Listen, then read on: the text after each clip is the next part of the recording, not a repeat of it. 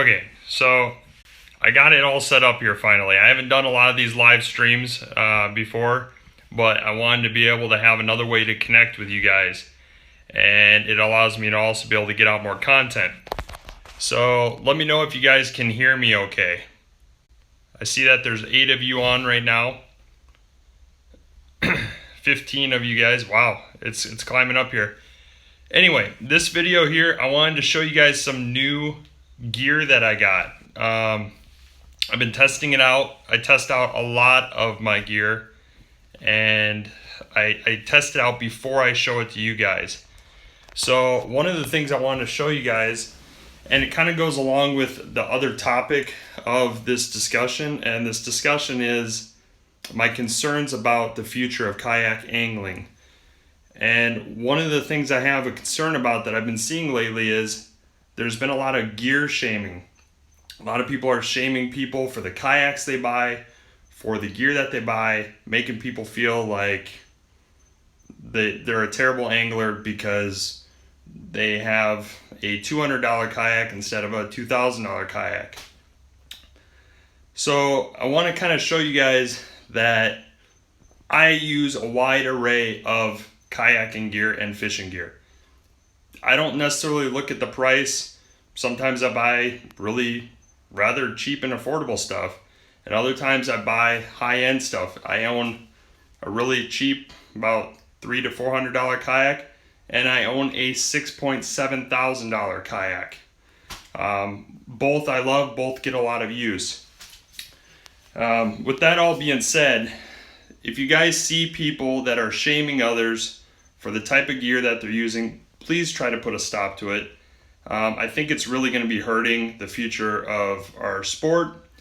And in my opinion, when you're looking at like fishing gear, if you can't catch most fish off of, a $20 surf rod at Walmart, and you have to buy a several $100, rod at Penn or any of the other big places, if you have to buy that several $100 rod in order to catch fish, it also maybe says something a little bit about your capabilities as an angler. I feel that when you pay extra for some of those rods, it actually takes away a little bit of the skill, because some of those rods are, they're so strong and they're so geared. They have such good gearing that it really doesn't take as much skill to reel in the fish anymore. All that said, I'm just going to try to get off of the soapbox here that I'm preaching on. And I saw some really frustrating posts, and it bothered me a lot because I saw someone that was excited about one of their new $200 kayaks that they bought, and someone made them feel really ashamed. And it bothered me because I got into kayaking on a really affordable kayak.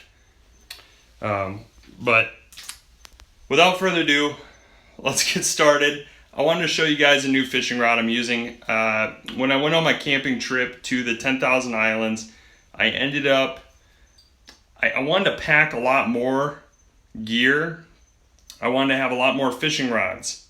But with fishing rods, the more you pack, the more careful you have to be of breaking rod tips and damaging, your rods. So yeah, you have to pack really smart.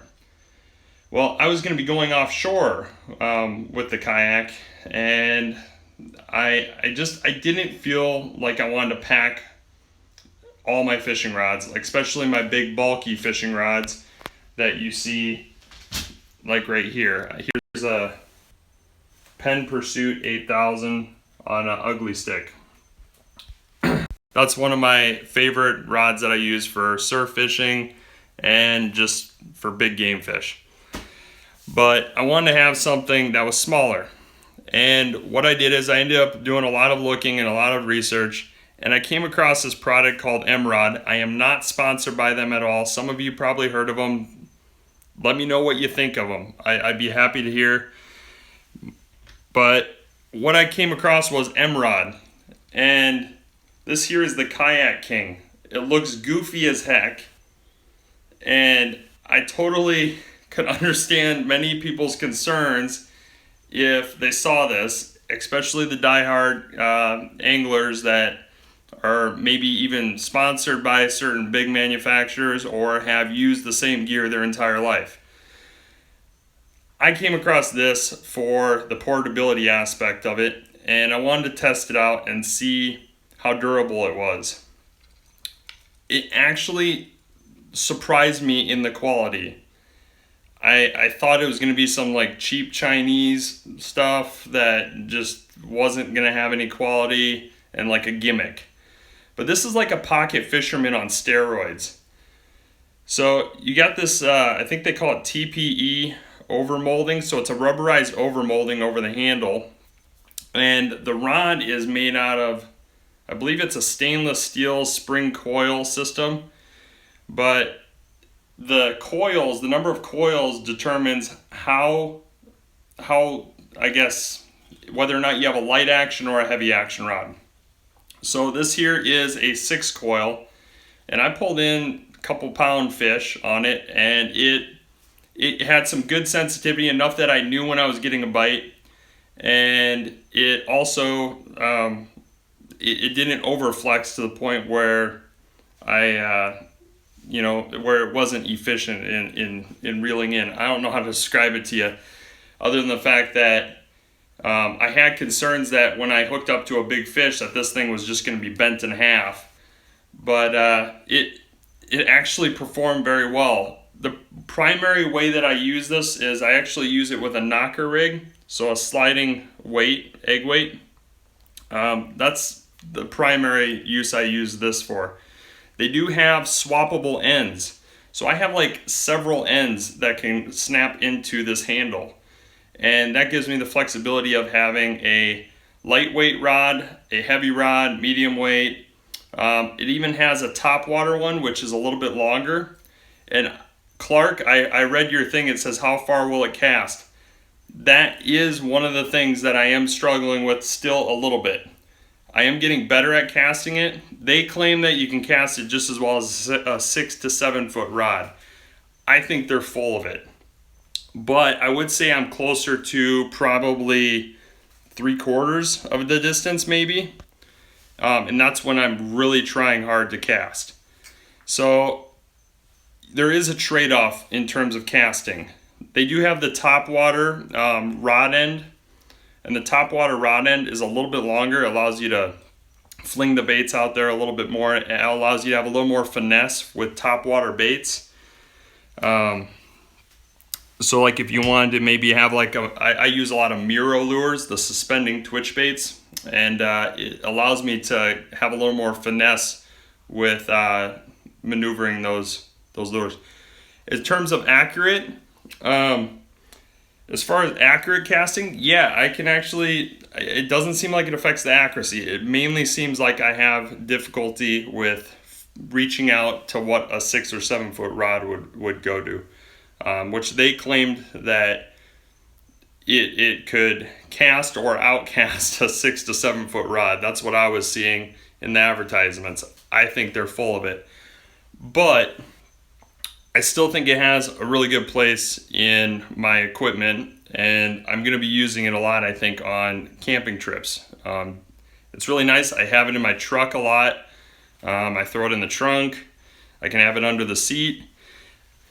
One of the things I really like about it also is if you have any kids, they cannot break this thing. I mean, it's tough to break.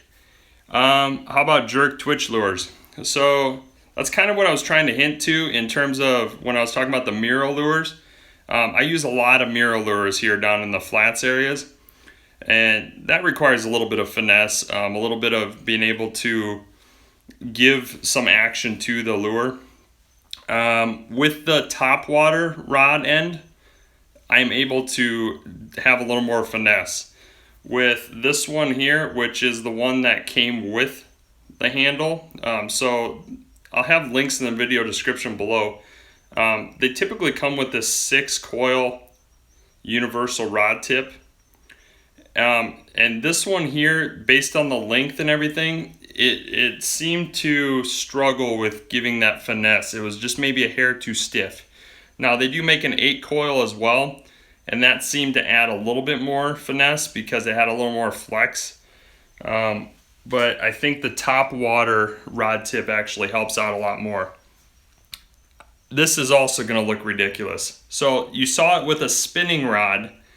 Now I want to show you guys my ultra portable trolling rod.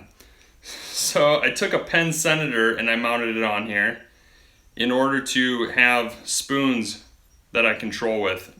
So when I was on my trip, I do a lot of trolling, especially from the sailing kayak, because it's so easy. I can just furl out the sail to however much speed I need. And it was really nice to be able to have this compact little setup. It looks ridiculous, it looks dumb, but in the past, I was getting by with a hand reel. I mean, I was using a hand reel, which is like $5-6 or so, and I had a trolling spoon on that. What I didn't like about the hand reel is there were several instances where dolphins and actually other fish that I didn't want to hook would be behind my kayak, and I couldn't get the stuff in soon enough. I couldn't reel it up fast enough. So with this, I can reel in a little bit faster. It works. In fact, there's videos of the Mrod systems, and there's a guy hooking up on tarpon. There's a guy hooking up on sharks. He was catching them off a fishing pier. He caught mackerel. So it's proven, you know, and from what I can see, it's good quality stuff. It's a little bit pricey, but for the compact portability aspect of it, I really like it. That's my kind of 2 cents worth on it. So here is a look at them. I put actually these chair tips. These are for chair legs. I just slipped them over. They actually underneath here, they have like a little eyelet attachment so you can have a rod leash. But I'm trying to let you see. So right there it says Mrod, and on the other side it says Kayak King. So they made these with kayakers in mind. So in order to remove the rod tip, you push this in and you turn it like a half turn, and it's basically a key slot system, and so you can swap out the rod tips. And you can also just plain pop the tip out for when you're packing, and I can fit a couple of these in a backpack, which is kind of cool. So that's one of the things I like about them, and I think they're going to have a permanent place in, I guess, my tackle. In terms of other rods that I use, so I'm a big fan of the Ugly Stick. I'm not sponsored by any of these companies, mind you, but I'm a big fan of Ugly Stick. I think it's a pretty good value, and I get a lot of use out of it. I run braid on this. I usually run the Power Pro. That's the brand of braid that I run. And then I run a fluorocarbon leader. So there's just a fluorocarbon leader on there. And that's particularly important in salt water. So if you're in freshwater, you a lot of times don't have to have a fluorocarbon leader. I think it wouldn't hurt. It actually makes it so that the fish can't see the line. It's very important though in the ultra clear waters that you see in saltwater. Let's see, other interesting gear. Oh yeah, I got a pretty cool fish finder. So this fish finder has been out for a while, but it's one that I had wanted to get, and it is the Humminbird Helix 5SI KVD. So right here is the Humminbird Helix 5SI KVD, and you might be noticing this is a little bit different mount than what many of you guys have probably seen for kayaks. This here is called the Yak Attack Cell Block, and it's an all-in-one unit. So you got this little sliding door and you put your battery in there, and this actually slides onto tracks. So this whole unit is removable. So when I'm trailering the kayak, and let's say I want to make a pit stop into Walmart or to get a bite to eat somewhere, I can just slide this off and throw it in the truck. I don't have to worry that my expensive gear is sitting out on the kayak ready to be stolen. So this here is the screen of the Helix 5 SI. The SI models have side imaging, which is really cool. It's been out for a while, the side imaging has. But to me, this particular fish finder represents probably one of the best bangs for the buck in terms of getting your money's worth. So if you're looking at a fish finder around that anywhere between $300 to $450 or so, this should definitely be on your radar. It has GPS, a nice wide landscape screen, which I actually prefer. I prefer the landscape viewing instead of the portrait. So portrait would be if you were looking at it this way, like the Elite 4Xs made by Lowrance, and this is the landscape view. I prefer this view. I've had like 10 or 12 Lowrance units in the past. They're great units. If you have a home or a Hobie, it's set up for Lowrance. There are some companies that are making adapters for other fish finders to work in the Hobie kayaks. I believe Burley Pro is one of them. That's an Australian company. I know the owner. He's pretty cool. He's very, very innovative. I just saw some deal that he had made for an outboard attachment for the Island series, and I've been begging him to let me test one, but we'll see. So yeah, I really like this setup here. You got your transducer arm. It uses ram mounts, which are nice because they give you a wide, almost infinite range of positioning. And yeah, it's an all-in-one unit. So pretty cool. And looking forward to using that more and more. One of the things I really like is I love being able to just mark my waypoints and my sites that I fish, so I can easily return to them later on. Let's see, what other cool stuff can I show you? Oh, well, okay, my wife would kill me for showing you this. This is my cluttered office closet here. I got a drone right here, so I'm looking to try to get you guys some aerial footage here in the near future. And I wanted to show these to you. I've been testing out this too. So one of the common problems that people are having lately is kayak thefts. I mean, people leave their kayaks outside. A lot of them do. Some put them inside in the garage, but some people are putting them outside and they're getting stolen. So I wanted to come up with something that could alert a person that someone's tampering with their kayak. And I wanted it to not depend on electricity or power of any kind, because to me that just didn't seem like it would be trustworthy. Oh, you like the pattern on the keyboard? Yeah, American flag. Patriotic America. So, one of the things I came across was a guy on YouTube, or not on YouTube, on eBay was making these little like trip alarms. And they look like this. So you can stake them in the ground, and they use 209 shotgun primers to make the sound. So what happens is I'll grab some shotgun primers here and I'll just show you what shotgun primers look like. So shotgun primers come in a little pack like this. There's 100 primers. I think this ran about $4. So they're pretty small. You load them right into the top here and they just sit flush in there. And then you have this little pin here. I gotta get the camera to focus there. So you have that little pin there.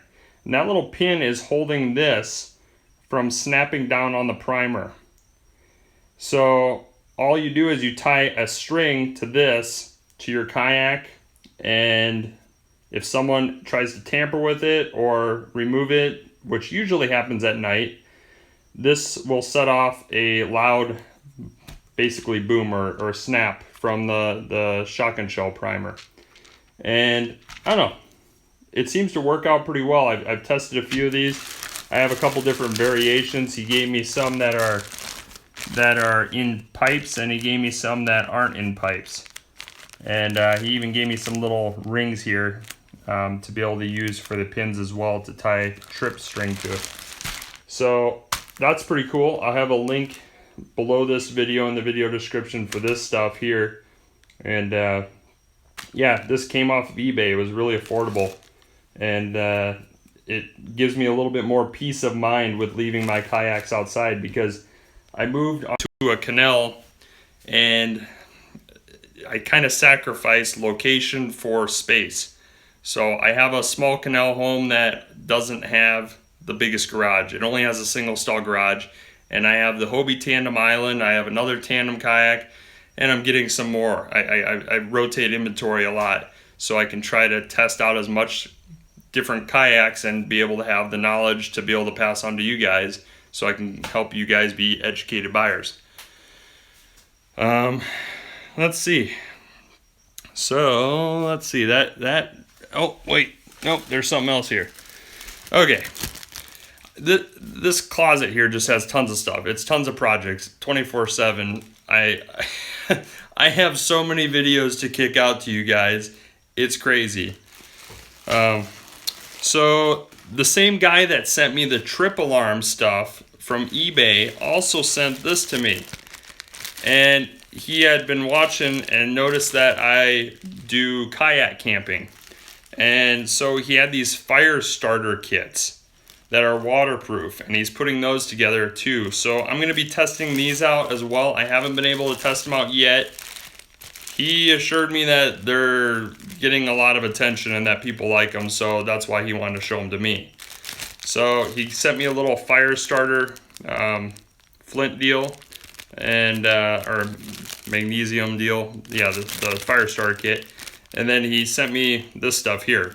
Honestly, I don't even know how to use it yet. I'm not entirely sure what it all is, but maybe that's something you want to look at as well, because I'm going to be looking at it and I'm going to be testing it. I can't speak for this, but what I can speak for is these trip alarms. They're pretty cool. They're awesome. And I love that they are not dependent on electricity. So, let's see. I'm just looking around my office here, just seeing if there's any other stuff I've been dabbling with and trying out. I might go over to the garage.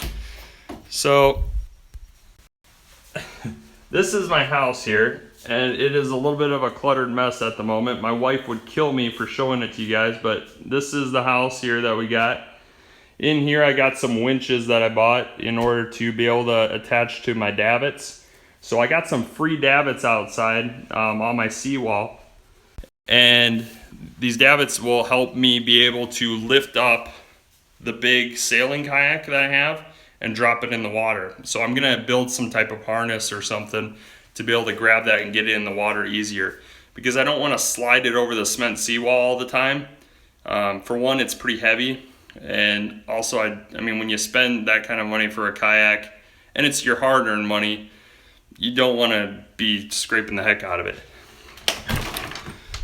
So you want to see what a 1960s canal home looks like? This is in Cape Coral, Florida, and it is basically, I had a double stall garage and I tried to cram all this stuff into a single stall garage. So I ended up having to put up a lot of industrial racking, and I'm slowly but surely trying to organize it all. Yeah, it's pretty interesting here. The wife seriously would kill me, so keep this video a secret. She would kill me if I'm showing you this. But I don't care. I like living a little bit dangerously, I guess. So right here is a lot of my gear. I got like my camping gear in here. So I got, you know, propane and butane stoves, mess kit, different things that I actually used on the 10,000 Islands trip. I have some fish bag coolers. They're actually made by a company called Fish Bag. John Gardner's the owner of that. He's the one that started it. He's a fellow kayak angler. Got different variations of the Mrod sitting here. This is their earlier version. I think they call this the pack rod. It's pretty durable. I'd mainly probably use that with just some simple Zebcos or something. I'm gonna start probably doing some crabbing. So with the Hobie Tandem Island, I have the big trampolines, so I can easily fit a crab trap or two, one on each side, and I'm probably gonna try to get you guys some video about that. Still learning about this, so as I learn about it, I'll try to pass it on to you guys, but I think that also puts me in a good position to be able to actually explain it to you guys and educate you guys on it, because I'm not so highly educated on it that I can't convey it to you guys, if that makes sense. I guess I could give a little bit of a report on what I think of the Mirage 180 drive. So I had the past turbo fins, the previous versions of the Mirage drive. In fact, I have another Mirage drive sitting over here. It's like the first version. This here is the 180 drive, though. It's the one that has the reverse. So here you have the green and you have the red. You pull those respective cords and it flips these fins. So it'll basically flip them like this when you pull those respective cords. In terms of durability and such, I think it has great durability. I have one caveat though. I have been noticing some people online reporting that this area here has snapped off at times. So that's a concern of mine. My 2012 Hobie Pro Angler had a pedal drive with turbo fins, and I believe it was like a version 2 or so of the drive. It had zero issues. I never had any issues with it, and I did very poor maintenance on it. I pretty much abused the drive.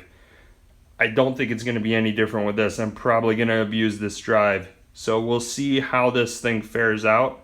But I wanted to show you guys that I did notice a trend online. I saw a few posts where this little area right here was snapping. I haven't had an issue, but I figured you guys should be aware of that. Let's see. Other things I built. Oh, built this beach cart out of PVC, and I took the Harbor Freight wheels and I put them in like a dually formation in order to create more surface area so that they're essentially a beach wheel. It was cheaper than buying the inflatable wheel. Gosh, now I can't even think of the inflatable beach wheels. A lot of the beach wheels are like 60 to 70 bucks a piece. So this was cheaper. I use that quite a bit.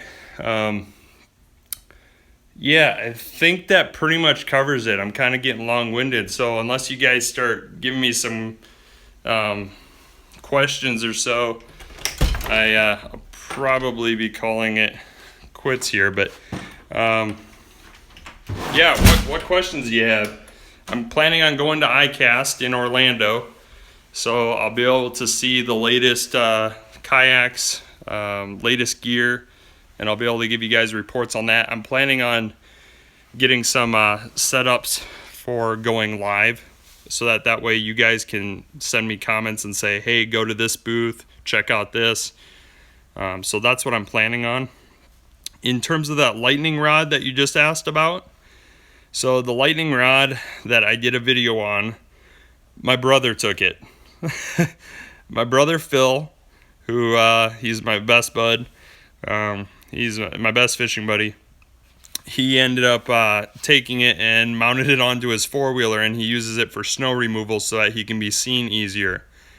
So I don't have one at the moment. I loved it. It worked out great, but I don't have it at the moment. And yeah, he's my little brother. What am I going to say? I mean, that's kind of what little brothers do.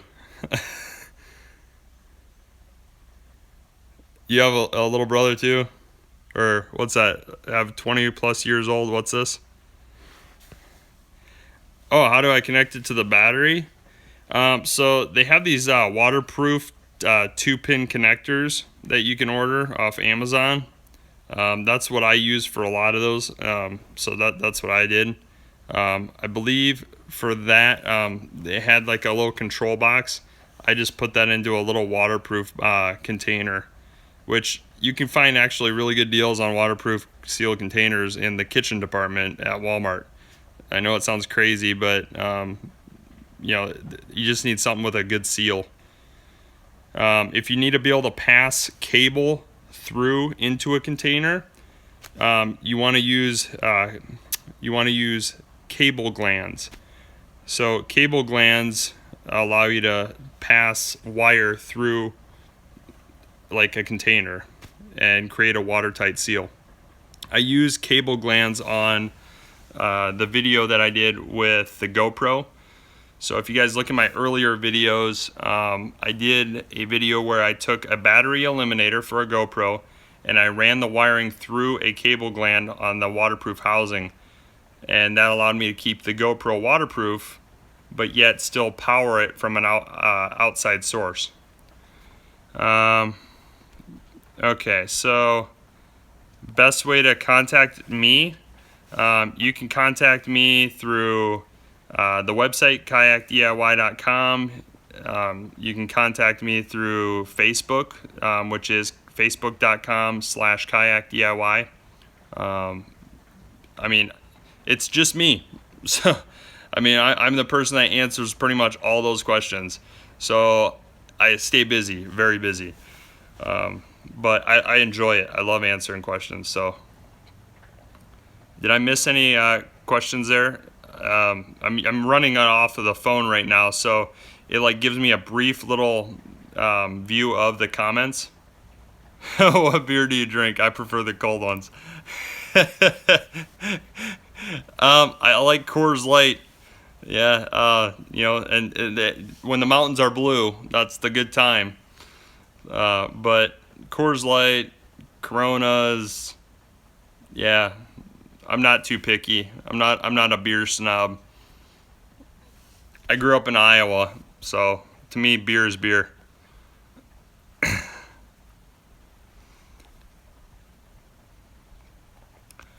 So, yeah. Oh, this shirt here. So that's another thing. I just bought this shirt today. I got it at Bealls, Bealls. It's like an outlet store. I'm trying to remember what the heck the name of this company is. I'll have to look it up, but super affordable stuff. I mean, it looks to me just like pelagic gear, and it feels really high end, the material does.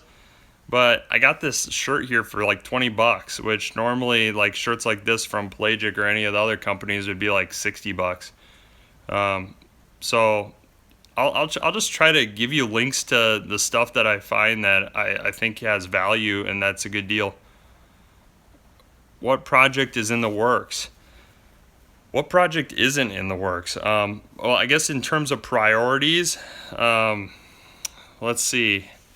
In terms of priorities, I really want to try to get a motorized drop-in Mirage drive on the Hobie Tandem Island with a solar power source. So when I'm kayak camping, if all of a sudden the wind is gone, I have a way to move this big 18-foot barge.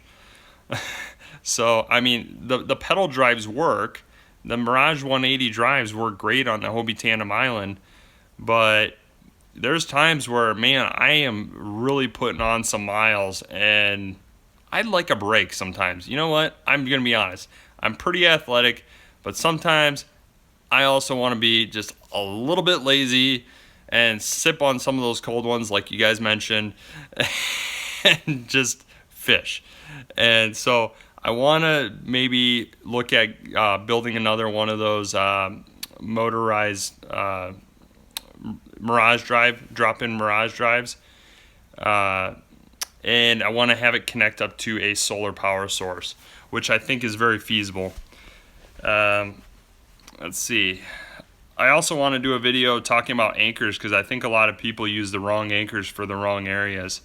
That's another one I think that I would like to do a video on. And actually, I built an anchor for a certain type of soil, and it seems to be working pretty well, so I'd probably talk about that as well. There's tons of comments going on here, but it stinks that I wish it would give me more time to look at them. Okay, here we go. I found out how to actually get them to show up on my phone here. So Dwayne says you're getting a, let's see, getting my first kayak for fishing this Cayman for $550. So the Cayman you're looking at, is that what the Cayman is, that's at West Marine, isn't it? And I believe the Cayman is also known as the Perception Striker, and that has a 500-pound rating, and it's super stable. I mean, there's guys that are like standing on the end of them. So yeah, I would say it's a good choice. I've had my eye on the same thing actually. I have the Perception Rambler 135 from West Marine. They call it the Abaco 135. I have one of those here at my house right now. It uses a similar style tri-hull. It's very stable, and it holds 550 pounds. So actually, it's quite impressive that the Cayman holds 500 pounds, and yet the Tandem holds 550 pounds. It only holds 50 pounds more. So, you know what? I would buy that Cayman, and I wouldn't even look back.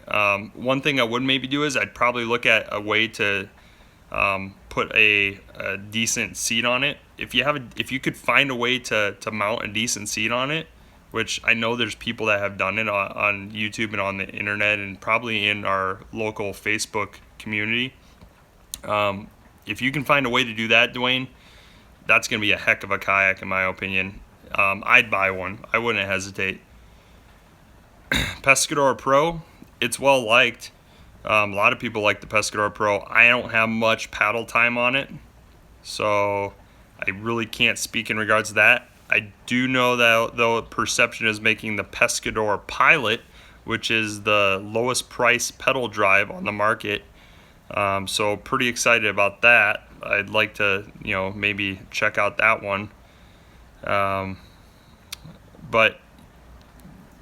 in terms of the Pescador Pro, I believe that one has a stadium seating, I believe, if I remember right. That I think is well liked.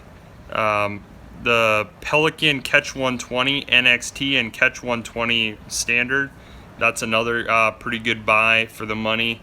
Although when you get into that price range, depending on the deals, you could possibly get into a Vibe Sea Ghost, which is also a very good deal. And the biggest thing is go to a dealer and tell them you want to get out on the water with it, or that you want to be able to test it. Try to sit in it. If they don't let you do that, don't buy it, because that's huge. You have to be comfortable. But I know Vibe Sea Ghost, they had their kayaks for about the same price as Pelican Catch 120 for a while, so that's probably stealing a few of the sales from Pelican. Pelican's boat though got tons of awards. A lot of people, now this brings up another point, a lot of people have been concerned about the quality of Pelican because their kayaks look different and because they have more affordable kayaks.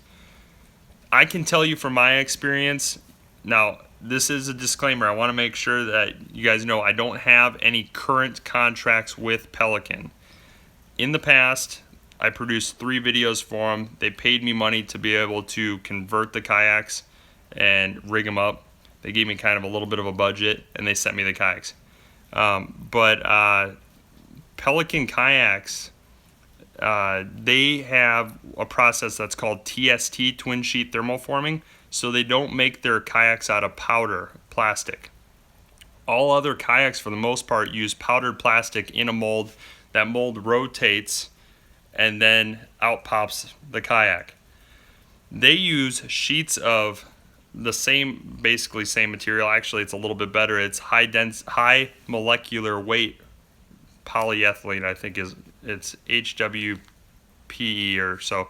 Anyway, they use a polyethylene, a really good polyethylene sheet, and they thermoform it over top of a mold, and so there's no plastic involved. And that actually is a good thing, that there's no powdered plastic involved, because it eliminates thin spots. So there's really no chance of having thin spots on a Pelican, in my opinion, because they're using a sheet that's already a predetermined thickness, and they're thermoforming it over a mold. The other thing is, a lot of people are concerned about the Pelicans and that seam. You see that seam that runs around the perimeter of the boat? A lot of people think that that's a weak spot. I've actually seen cross sections of the seam on a Pelican, and actually that's the thickest point on the entire kayak. That section where the seam is by far the strongest point on the kayak. So a lot of people have these misconceptions. I just thought that was something I'd address. Let's see, read some of the messages here. When is ICAST? So ICAST, I believe, is coming up in June. I'm pretty sure it's June. And I have to save up a little bit here. It's going to be, for the wife and I, it's going to probably be about $200 for our media badges, because otherwise you can't film. So we're saving up for that, and then getting hotels down there, and we're going to end up trying to do a lot more live, because I want to be able to interact with you guys. I want to be able to read these comments. I'm going to try to refine it, though, and that's why I'm kind of doing a live broadcast now, so I can learn more about how live operates and ways I can improve it. And so I'm looking at getting a better microphone, and maybe have a rig or a tripod set up, something that is going to produce more stable video. But I want to basically have you guys direct the show. So not me. I want you guys at ICAST, which ICAST is the largest fishing convention pretty much that I know of. It's huge. I want you guys to direct the show. So I'm going to go there with a live setup, and I'll go live, and I'm going to just basically be going where the viewers tell me. So if the viewers say, hey, I heard that Wilderness Systems, they have a new kayak, can you go take a look at it? I'll go take a look at it. Maybe you'll want to know how many cup holders it has. Maybe, I don't know, anything. I'm going to try to basically be directed by you guys.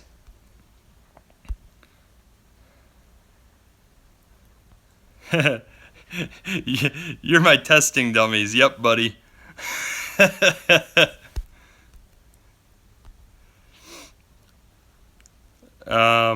Let's see. Is there a place where we can find kayak reviews, something independent?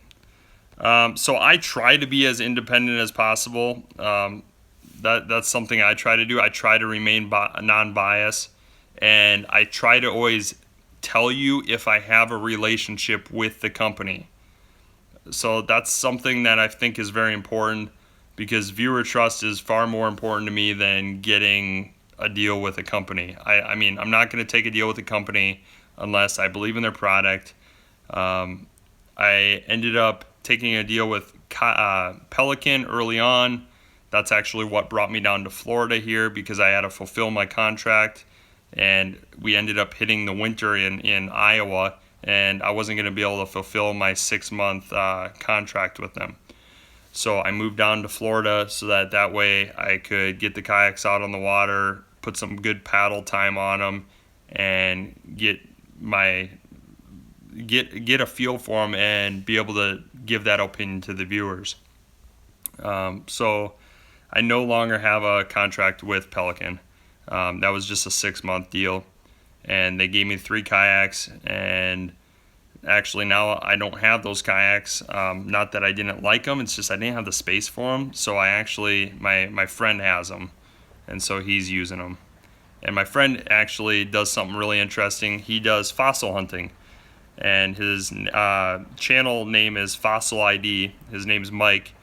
He recently found, let's see, he's found megalodon teeth, he's found a mammoth bone, all sorts of cool stuff.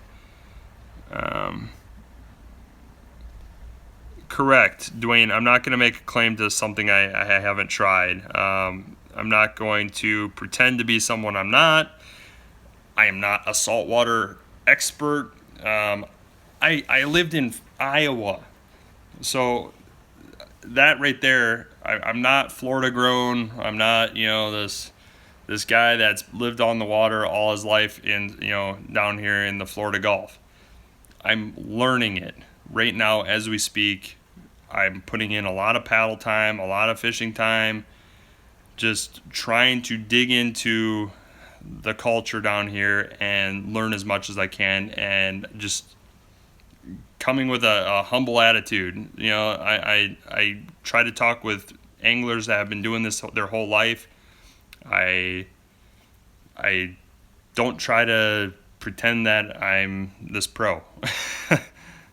So, yeah, I grew up in Iowa, a town of 700 in northwest Iowa.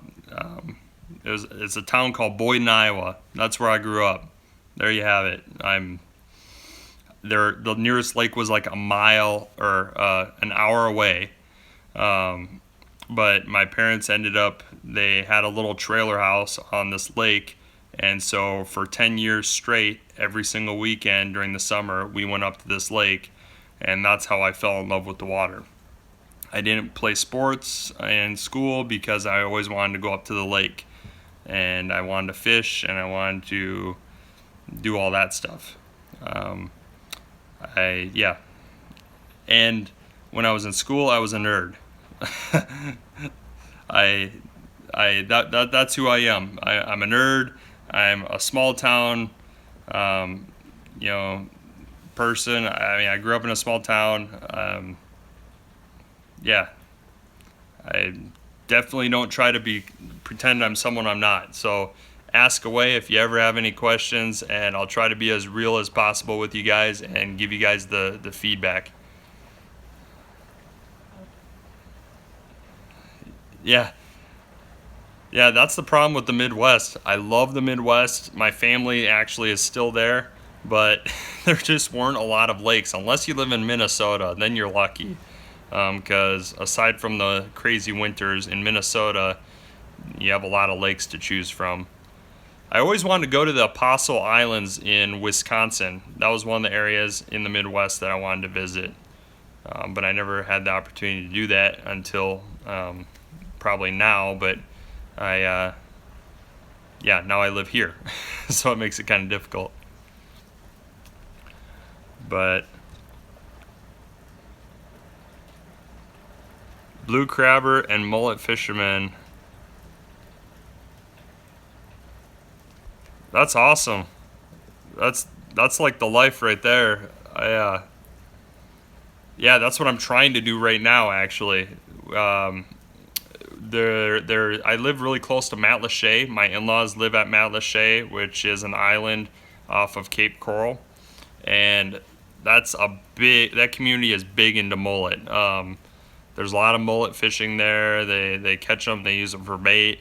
Some of the restaurants actually cook them, which a lot of people, I guess if you're the snob angler, maybe some of you might be like, what? Cooking mullet? Like eating mullet? Tell you what, there is a restaurant there called Blue Dog, and it is awesome. But yeah, I'm trying to get into the same exact thing that basically you have done your whole life. So, yeah. Oh, I'll show you guys the rest of the house here. You're getting bored probably looking at my face.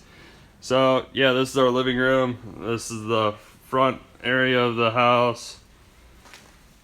Funny thing is, so an old 100-year-old lady lived in this house before we bought it. And so this house is in the old district of Cape Coral, and it's a canal home. And yeah, basically we bought the old house on the block so that it was something we could afford. I just want to be out on the water. But a 100-year-old lady lived in this house, and that's not, you know, that shouldn't surprise you. I mean, there's a lot of people that do that. But what should surprise you was when we moved in, this whole wall was full of liquor and moonshine, and these were gun cabinets. So this 100-year-old lady was probably the coolest 100-year-old lady I've ever met.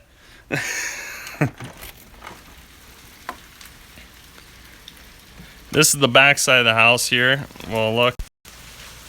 So this is the lanai that we have, and actually we're getting a little bit of rain right now, which is kind of nice. So I got some more fishing rods, pole spears up here. I got the grill, which is important. And then you can kind of see the dock there. So I have solar lighting out here.